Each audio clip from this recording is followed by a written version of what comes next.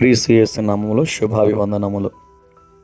ప్రతి వ్యక్తి తన శరీర ఆశలను బట్టి, లోక ఆశలను బట్టి, తనకున్న స్థితిగతులను బట్టి, తన హృదయ ఆలోచనలను బట్టి అనేక విషయములలో శోధించబడతాడు. ఆ శోధన శరీరపరమైనదిగాను లోకపరమైనదిగాను ఉంటుంది. మరియు ఈ లోకానుసారమైన జీవితము ఆ సంపూర్ణ సిద్ధిని కలుగు చేయక శోధనలోకి నడిపిస్తుంది. ఈ శోధనలు చూసినప్పుడు మనం భీతితోనూ, భయముతోనూ, దిగులుతోనూ వేదన చెందుతూ ఉంటాం. దేవుని వాక్యం సెలవిస్తుంది.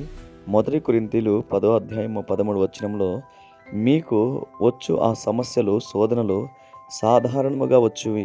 అవి మనుషులకు కలుగు శోధన తప్ప మరి ఏది మీకు సంభవింపనేరదు. దేవుడు నమ్మదగిన వాడు. మీరు సహింపగలిగినంతట కంటే ఎక్కువగా ఆయన మిమ్మును శోధింపనీయడు.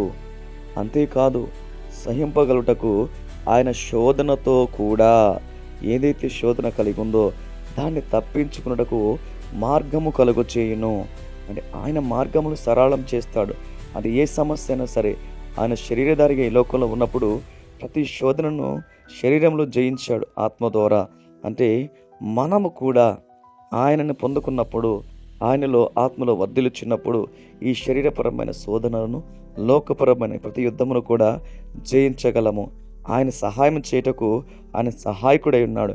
ఆయన సహాయం ఎప్పుడు మనకి అందుతుంది. ఎల్లప్పుడూ ఆయన సహాయముతో ఆయన ఆత్మలో వర్ధిల్లుదుముగాక. యేసు నామములో ఆమేన్.